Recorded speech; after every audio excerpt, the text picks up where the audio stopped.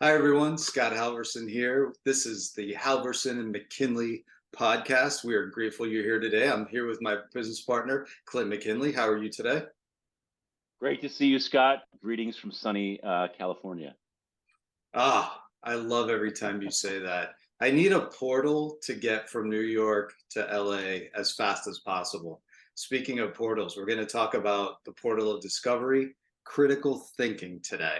And Mm, that will be, I think it's a topic that a lot of leaders really think about. They look for those people in their organizations. They're trying to figure out, is this a rare skill that maybe I only possess? Does my team possess that? But the one thing that is true is critical thinking is rare and it is necessary for any organization to thrive. So, what do we mean by critical thinking? And I would say, in the simplest of terms, it's the kind of thinking that helps us solve. That's simple. We are problem solvers, and that's how we move the business forward. It's really an orientation towards curiosity, discovery, maybe where we thoroughly weigh options through the lens of our values and priorities. And often, and what should happen is the values and priorities of the organization. And I think that is where it separates the good leaders from the great leaders, is when they can put their issues aside, their ambitions aside, their perspectives and their thought process, and really think of the greater good. As I always called it, we need to, uh, what did I used to say? We need to preserve the enterprise, because it was all about mm. thinking like, I want this company to still be around in 30, 40, 50 years. So those decisions played a big part of my development as a leader. What that really entails is also a lot of sharing of ideas, a lot of listening, a lot of debating with purpose, and that purpose being the best possible outcome for the business organization and even for yourself in that particular situation. So the cool thing about critical thinkers is they succeed in compelling the ego, meaning they lay down the sword of being right. They just put it to the Mm. side, and it doesn't have to be the end all be all. And they work out what is right for the organization. So let's get kicked off with critical thinking and this portal of discovery. Clint, what are your initial thoughts regarding critical thinking? Well, first off, I like this analogy of the sword of being right, which is very heavy to carry that thing around. And, critical thinkers do want to be right by the organization. But what it means is when they come into a debate or a conversation, that they're very interested in figuring out what that is, rather than preordaining the ideas that they bring to a debate as the sword of being right. It's the ability, really, Scott, to have 360-degree awareness, which is something that most people don't have. And maybe nobody has it completely, but as a model or as something to aspire to, if you have a 360-degree awareness of what is happening around you in a business scenario, you will be a much more critical thinker. One thing that I've learned along the way to help with this is to learn how to advocate for all sides before you decide. Learn how to argue for the other side. In doing this, you will sharpen your point of view, provided you are always looking to land in the right place rather than to land in my place. A story about this, because I don't think this is easy for most people or a default setting. It is something that we have to practice to improve. I remember a time when I was several years ago in a contractual dispute over language in a statement of work from a vendor to the company, and we were stuck. I don't know if you've ever been there, Scott, but it seems like the wording of the statement of work starts to become, sometimes when there's a disagreement, it feels like it's written in two different languages, even though it is written there in English. The tendency to interpret it differently can certainly happen. So we were stuck, Scott, at this moment. And one evening, as I pondered this, I decided to write down everything I could about the vendor's point of view in front of my mirror at home, and I advocated out loud for them. Okay, that was interesting to do, not easy Super to do. interesting. right? Can you imagine, like, take the other side of something you feel passionately about and argue for that? I recommend we all try this about something in our life, maybe of something of lesser consequence, but it is a great thought experiment to try. You know what? As a result of that, Scott, I reworked entirely my approach on the next call. Because on this call, I basically opened the call by making their arguments for them, which made them feel that I was listening. They felt heard. They felt that I got them. And that connection was really what was missing from finding a resolution. After doing that, as I was able to state to them what was and wasn't acceptable to us from their version of reality, which I just advocated for. And you know what, Scott? We were done in about 15 minutes. We were able to find a middle road and find something agreeable to both sides. But if I had stuck to my guns and if I had been belligerent about my only point and I did not open my mind to their pain and what their perspective was, I think it would have gotten nastier. But in this instance, we were able to get a very good conclusion and continue working together. What's the lesson here? By thinking critically in that instance, I don't do this all the time, but in that instance, I learned that my ability to do it led me to be more empathetic. It actually led them to be more empathetic to us because they were able to understand more clearly our point of view because they had the desire to listen because they saw that they had been listened to.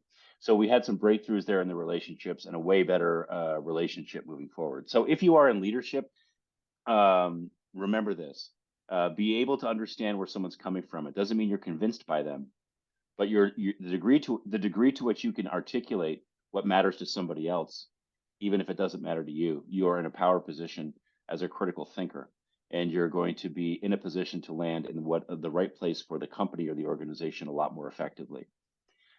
Another I thing to really do if like you're a that leader. story. Yeah, that's fantastic. I didn't mean to interrupt you, but No, it's what I okay. really liked and I heard about that is it's not playing devil's advocate. It's actually putting yourself on the other side of how would they feel? What is it they're looking to achieve?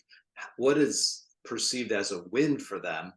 And then it becomes, oh, now I know how to respond and validate what they're saying. And I've known a lot of people who play devil's advocate just because it seems fun. This is clearly not that, correct? Yeah, it's not just it could be a thought experiment, but the more you take it seriously, it's not just a devil's advocate thing that you do for 30 seconds. It's something that you think about quite deeply. And you try to empathize with what your client really wants out of it, like or the other side. It could even be somebody internally. These debates are not always internal, external. Sometimes it's with a fellow executive or worker in your own company.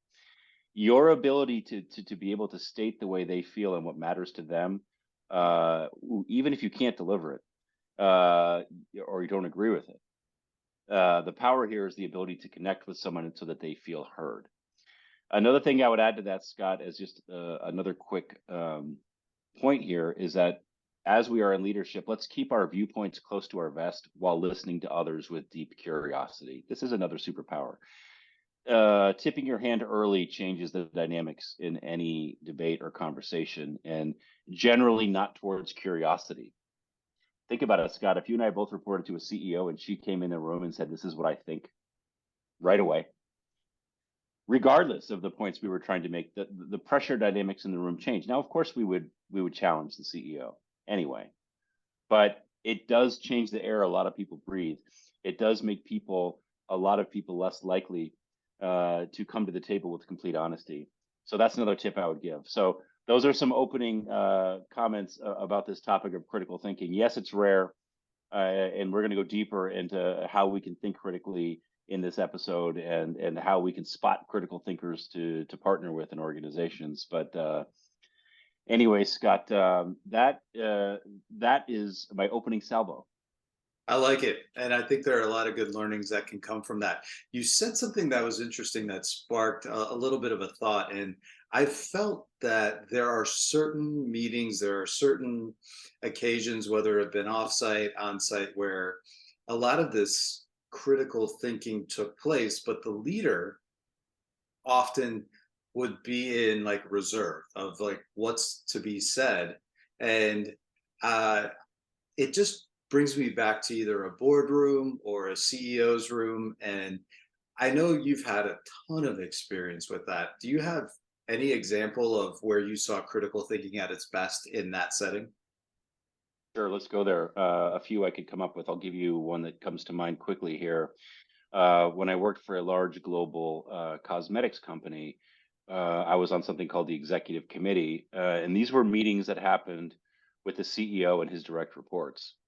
And in these meetings, the CEO himself, he rarely argued for his own point of view. It was hard to know what he was thinking, Scott, but he provoked us to debate with each other with our best ideas because he reveled in that spirited exchange. He reveled in being a little bit outside of it and being able to observe it. He would often say something like this: go deeper into why you feel that way, or simply tell us more. His provocative questions, right? In the end, his decisions were rendered. He would say, here's what we're going to do. And then the way forward would be articulated by our leader. Once he was satisfied that the discussion had run its course and the most suitable decision was elucidated, shall we say. So I think, Scott, in these situations, in these internal meetings where companies are huddling, and it's a great way for the CEO, frankly, to find out who the critical thinkers are in the company by I watching like how that. he watches us engage. And then it may or may not, the best argument that surfaces may or may not have been the argument that he was in his mind holding on to when he walked in the room. But either way, as in that moment, as the chief executive, he could make the call. But we didn't have any belligerent fighting, Scott, in that group. It was a pretty high-minded group of people who came together to debate, and we followed the culture in that moment that our CEO had laid down for us, which is respective debate and respectful debate. And I think he was waiting to see where the best idea came from. It reminded me of Steve Jobs. Weak companies are about people and personalities. Strong companies are about ideas. And it So, is a kind of a marketplace of ideas. so did you come more prepared to those meetings when you knew that was going to happen so that your point, it could be well articulated and it could really have an impact? Did that drive you to a next level of critical thinking? It definitely made the night before a little bit more interesting for me. When I knew we were going to be together, I was rehearsing some stuff. And sometimes, Scott, sometimes I would reach out to somebody on that committee who I knew had a different point of view, and I would almost try to, hear them out and sort of precede the debate with somebody who I knew was coming from a different place or with a different priority for their department, and that was also helpful. So it did, the CEO's leadership and the way he kind of did this, it led to us preparing better. It led to us trying to find alliances, and to try to solve in advance. So it wasn't a dogfight that he had to intervene on. It was more of a natural and organic way of problem solving among critical thinkers. That, like you said, it takes a lot of empathy. It takes a lot of humility on the leader's part to really engage that way with his or her team. And I think you're right in like that experience a lot of us can draw from, especially when we're in that seat and we have to say, okay, this is the strategy that we're going to go to. So I've found one of the pitfalls that we need to avoid is selective thinking or bias thinking. And Mm, that's like when you enter the room and you're like, I've got the plan, I'm convinced I'm right, and I am going to make sure this gets conveyed. And sometimes the organization might not be ready for that. Sometimes it takes a while for people to get there. And you almost have to take the approach, in my opinion, of just peeling back the onion one layer at a time until all of a sudden this 360, a critical analysis starts to take place. And then, oh, okay, I see where the leader's trying to go with that vision when it's not apparent right away. So critical thinking to me is very multi-layered in its approach, has its cause and effect, what follows what, and you need to ponder the potential consequences. And sometimes that's the hardest because we're wrapped in our little bubble of our own industry or in our own company, and we feel like we're moving the needle and pushing it forward. Yet there are external factors that are working against us. There are even people on the inside that unknowingly or knowingly are pushing back at all times for whatever reason.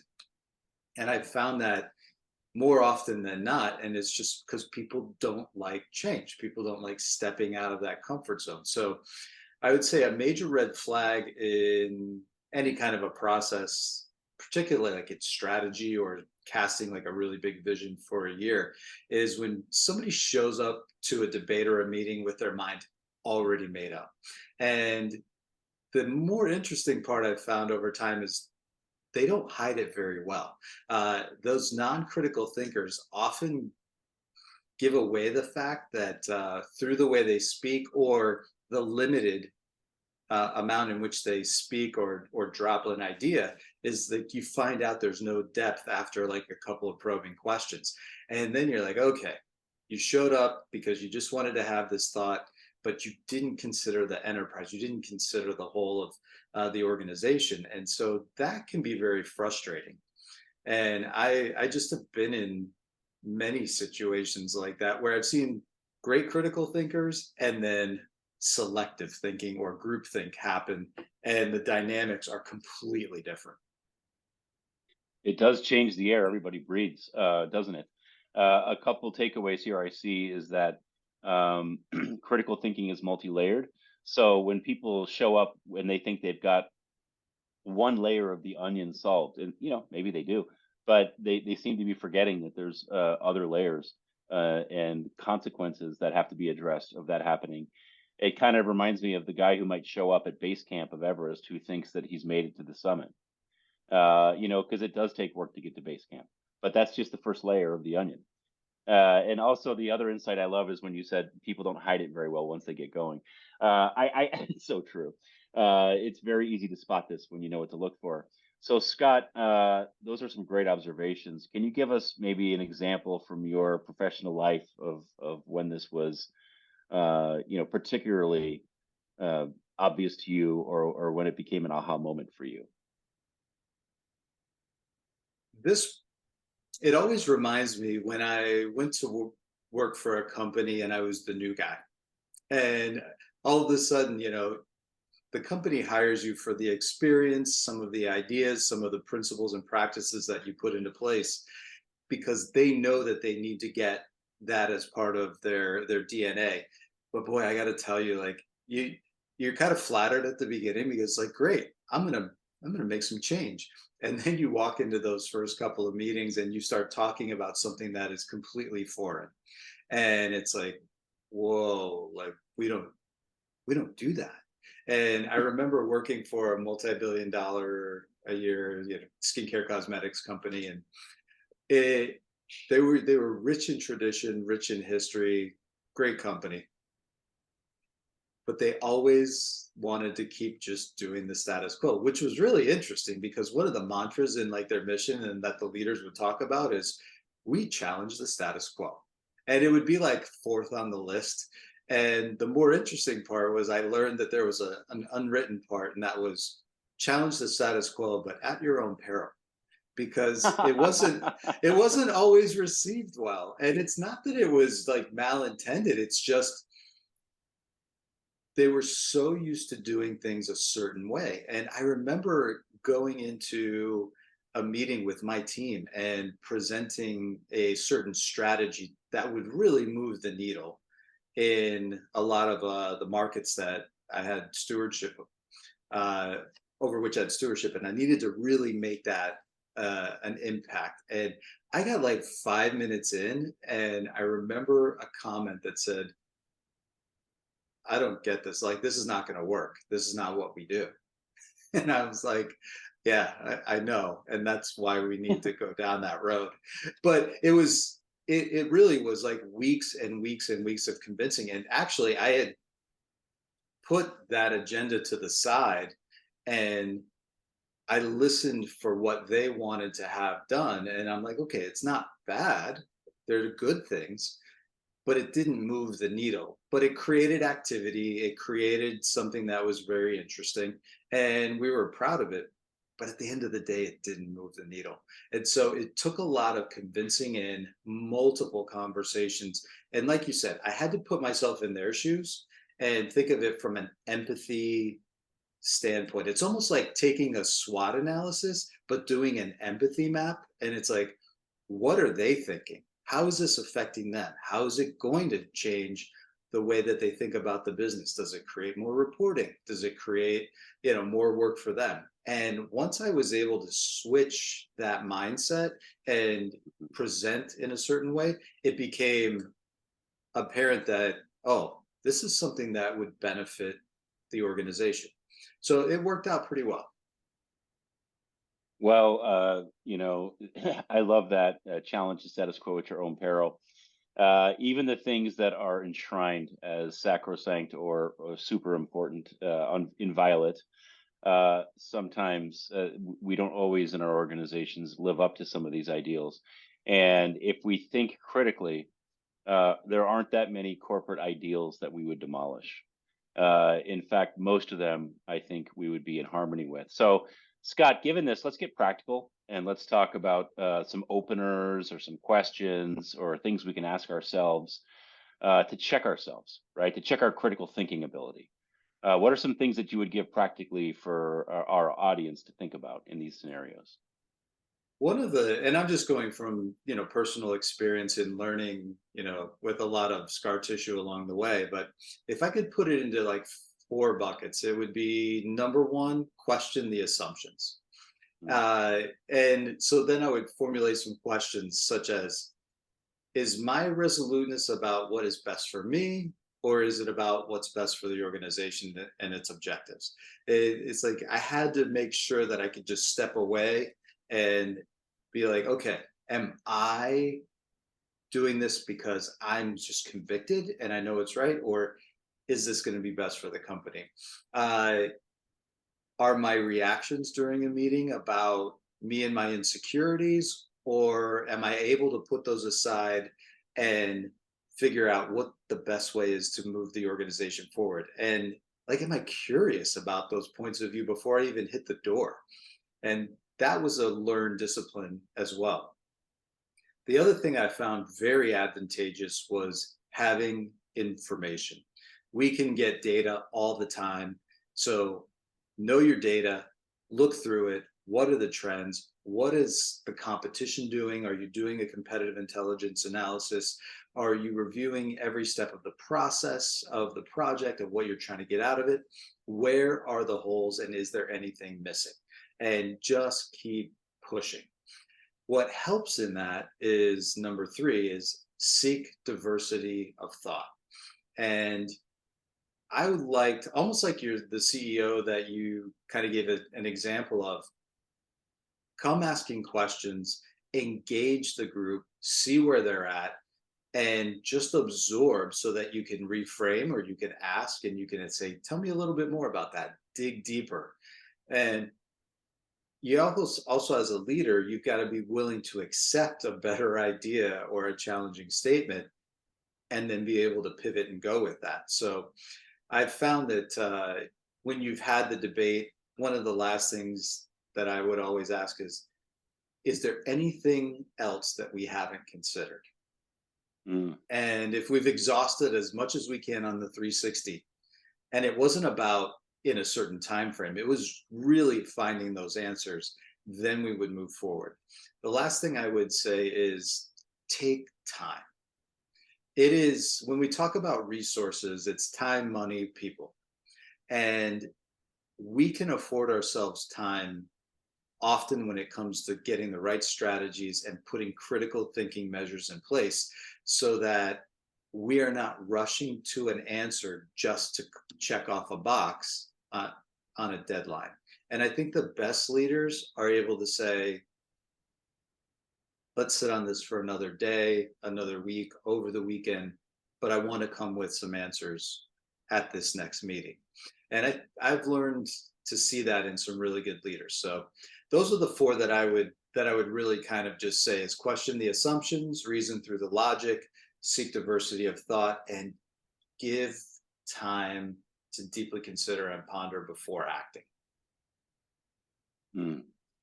Those are some great takeaways there. If you're looking to self-assess or if you're looking to improve in critical thinking, that is a lot there, Scott. Thank you for that. Well, one of the things I will say is I've learned from you that you are a very good critical thinker. You ask great questions. Is this something that you've always had? Is it a developed skill? Is it a discipline?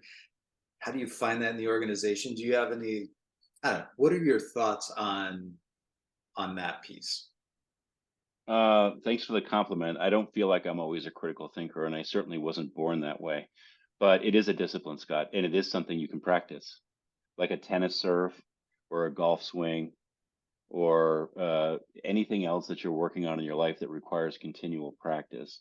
If you're aware of it and you practice it, you will improve.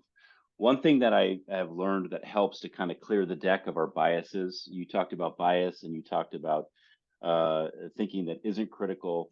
Um, the one thing that can help get us in the right frame of mind is what I call accessing flow states and doing deep work.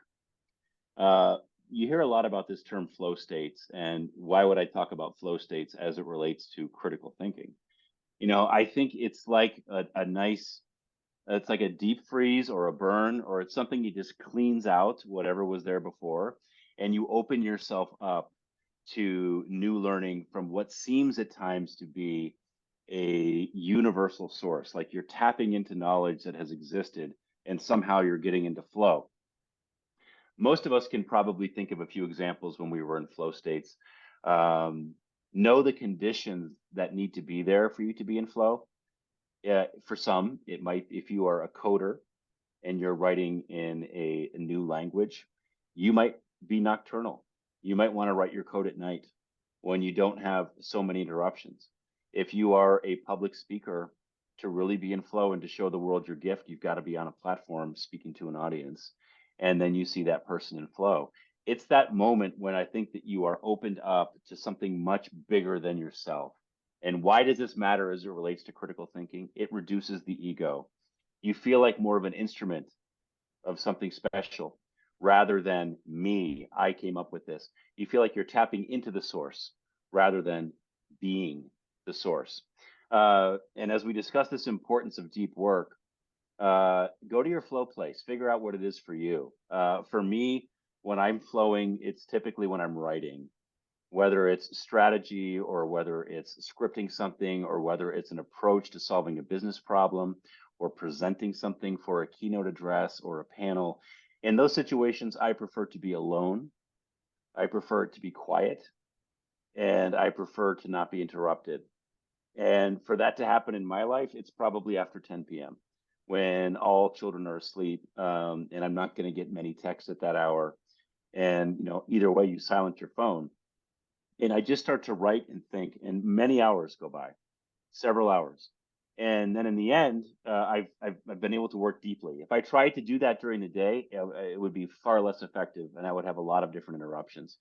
And when I'm done with that, I'm in a much better condition to debate or to discuss or to collaborate or to somehow find an agreement with somebody else that in the lens of what's best for an organization because I've taken the time to absorb a lot of information.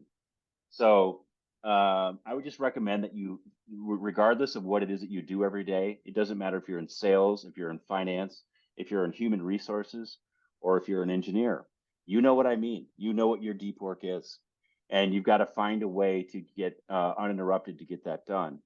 And when you're doing that, pay it. It's a really good time to pay attention to 360, to pay attention to many different ways to view reality or many different ways to view a solution because you are calm and you can train yourself to go there.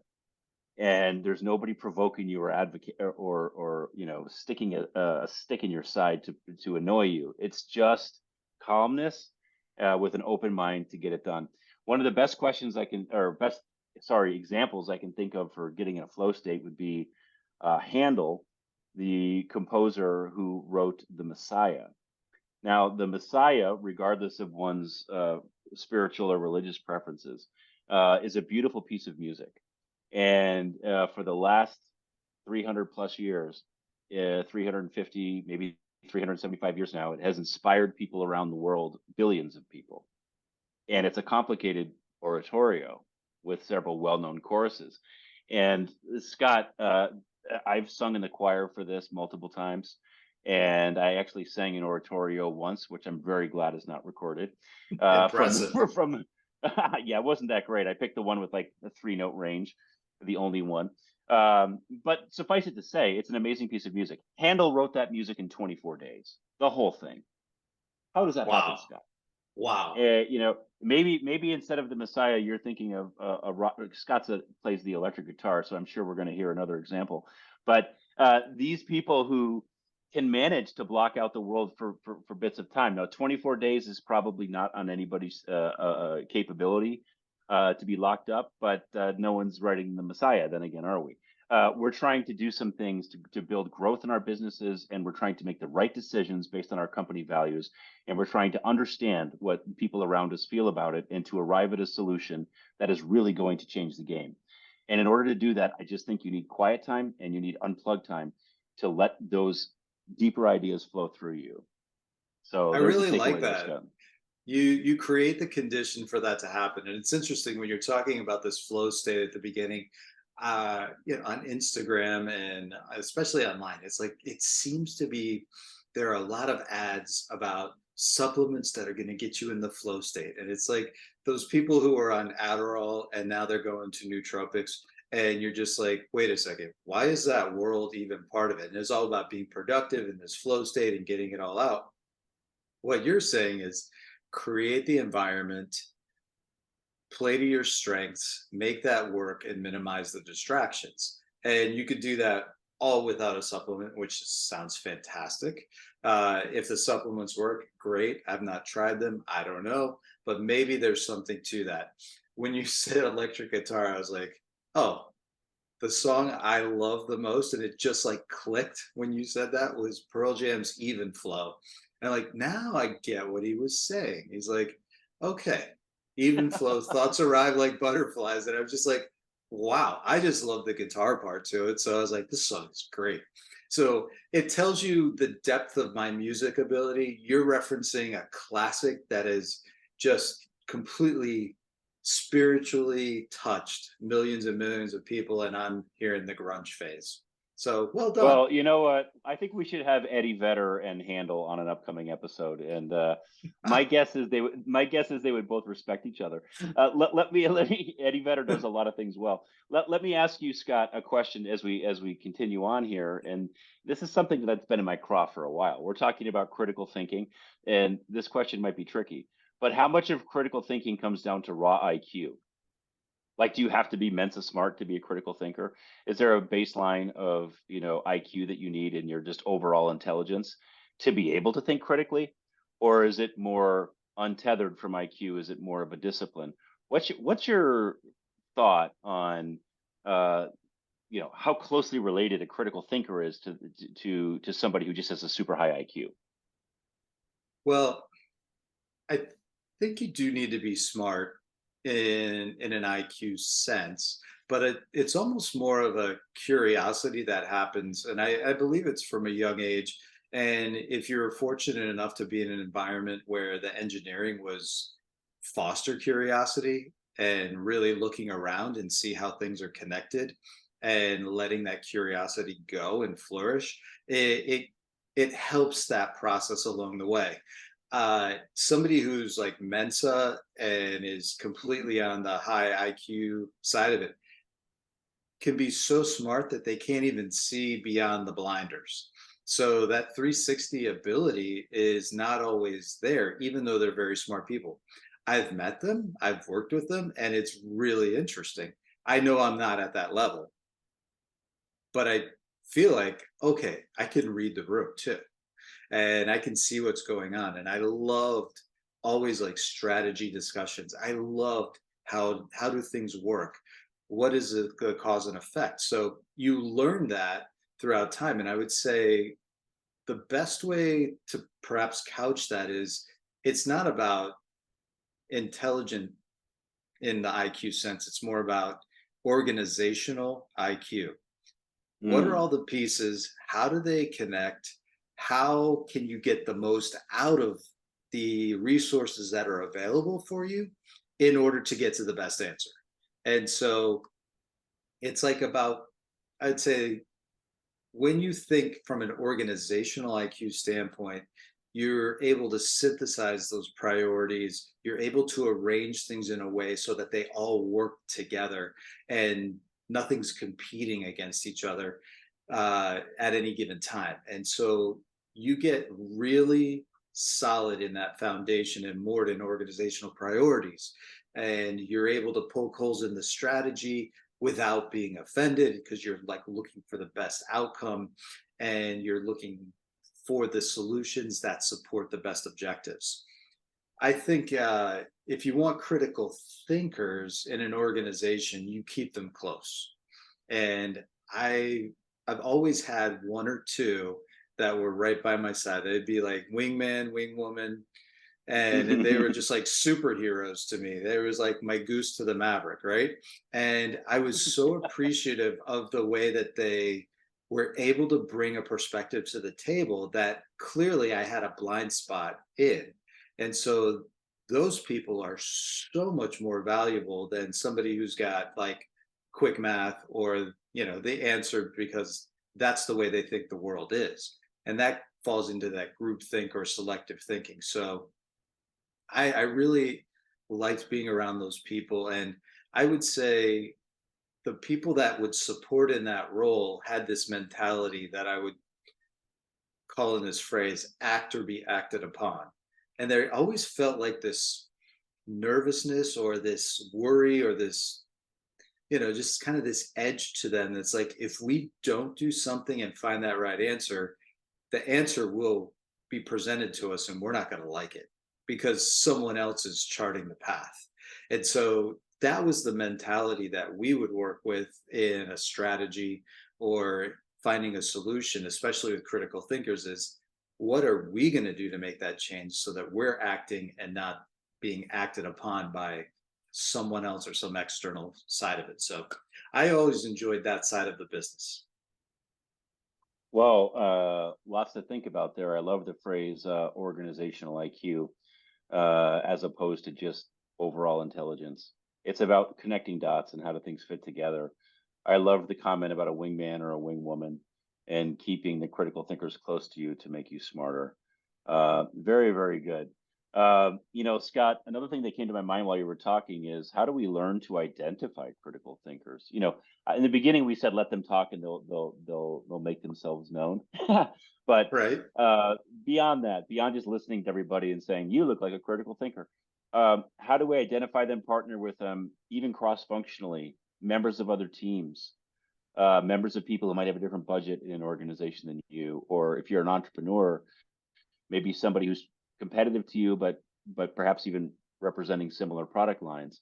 How do you find these critical thinkers and how do you saddle up to them? What I would say is seek your partners in crime. Not real crime, I hope, but it should feel like it's the banding together, us against the world, right? To solve something important. We're going to be the thinkers here, and we're going to work hard on this. Observe how others react to their original ideas being adopted, rejected, or tabled. Now, Scott, you and I both had this happen to us. We've had our ideas accepted and adopted. We've had them rejected, and Yep. we've had some beatdowns, and we've also had our ideas tabled. So I don't even remember how I reacted in all those situations, but I'm pretty sure somebody was watching me. Okay, so when we're in these situations, observe how others react when their ideas meet their fates. Observe who can be convinced with more compelling evidence and a better argument versus those who double down on delusion to assuage their egos when they've lost the argument. Um, I can think of a few times in my career where somebody came to a debate with, it looked like their mind made up. But then over the course of the debate, there's kind of a moment when they cry uncle and they say, I believe that my argument is valid, but I believe that yours is more valid in terms of reaching the aims of the organization and our company values. That's maturity. That's another sign of critical thinking because it's, again, as Steve Jobs says, it's not about the personality of who said it. It's about the meritocracy of ideas and those who can show that they're fluid from the standpoint of listening to arguments and aligning themselves around solutions that are best for the organization. That's another way that you can identify your partner in crime or critical thinking buddy, because you will see them do that from time to time. I would also observe those who show up battle ready, as we discussed earlier in the podcast, Scott, meaning who is the most belligerent and focused on winning with their ideas versus those who you can see are clearly invested in the best outcome with no NIH syndrome. For those Not who haven't heard that, invented here. yeah, those those in business know that one. Some people might not, but you know what I mean. There's this people that like if that idea didn't come from my TP, there's no way. If that idea didn't come from my camp, if that idea didn't come from my organization within this bigger company, I can't possibly endorse it because I've got to go back to them and save face. Not a critical thinker. Once you're in a position where you're in these sorts of debates, your obligation is to the company and to what the mission of the company is, and not to interdepartmental campiness, which will always send you on the wrong path. I would also observe who asks the questions and provokes collaborative resolution. Pay attention to who's asking good questions. Pay attention to and contrast creative problem solving skills versus political ambition. I think we all know what that means. The last thing I'll say is, as by way of example, when I was at Ruby Ribbon, the first person that I approached and recruited into the company was my CFO, Michelle Samft, who is one of the greatest critical thinkers I ever observed. I observed her at another company when she and I had different roles, but we were in a lot of the meetings. And my goodness, she was smart. She sure knew how to poke holes when I thought I was confident. And while that didn't always feel good, I admired the heck out of her for doing it.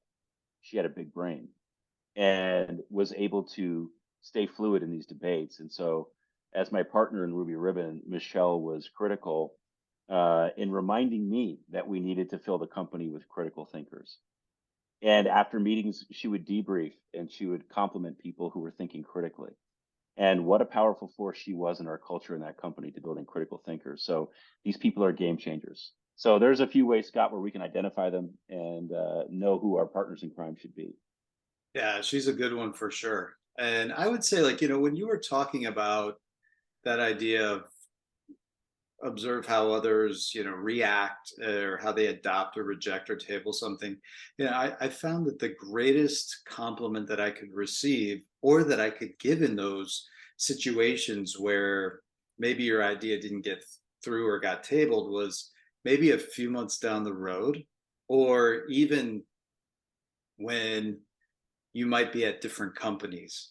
And I had a boss come to me after we had both moved on to different companies. And it was a couple months after that. And I remember him saying, you know, that initiative you wanted to do, I finally got what you were trying to do. And he said, we should have done that. and, How about and that?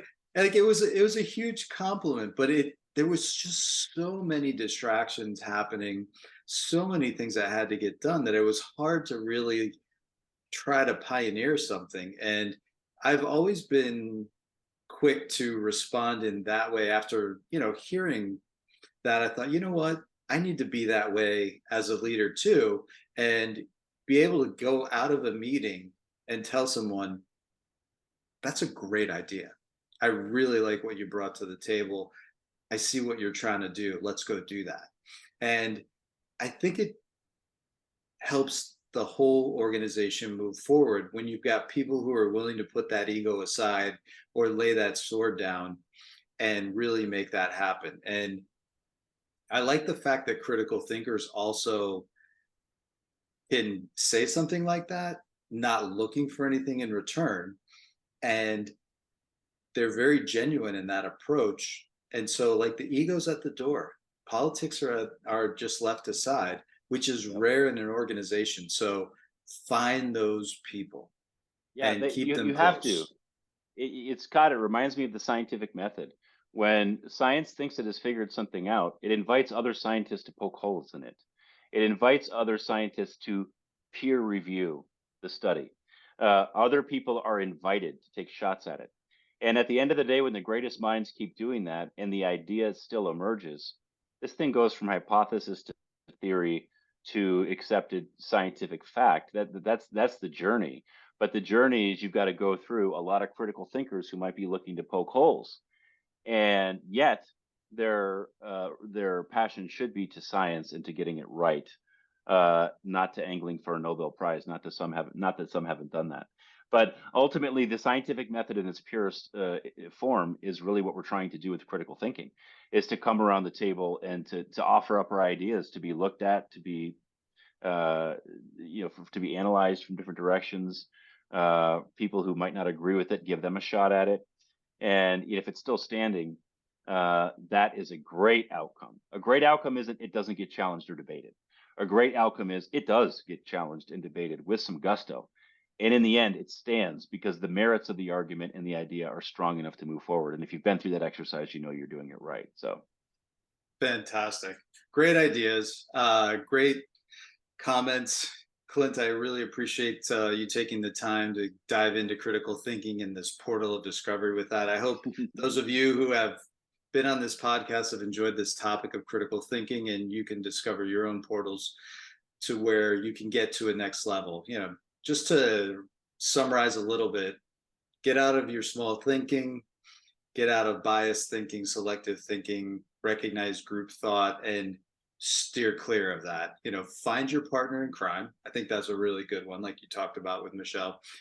Show humility all along the way as a leader, but be able to guide the conversation to find deeper meaning, try to find the best answers in the 360 analysis. The flow is critical. So get some deep work and try to flow. And then really ask the right questions.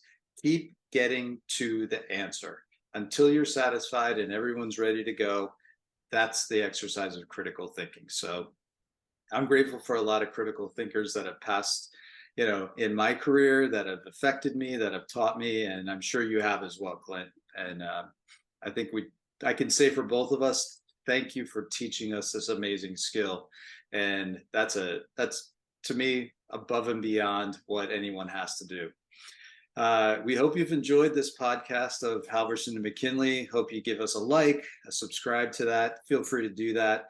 The last thing I'll add, that as consultants, we endeavor to bring critical thinking to every client relationship that we're fortunate enough to encounter, maintain, and we truly hope that you would trust us to provide some critical thinking for your organization so that you can get to the best outcome and everyone levels up. Thanks, everyone. Have a great time. Clint, we'll see you on the next one. See you next time, Scott. Thanks, everybody.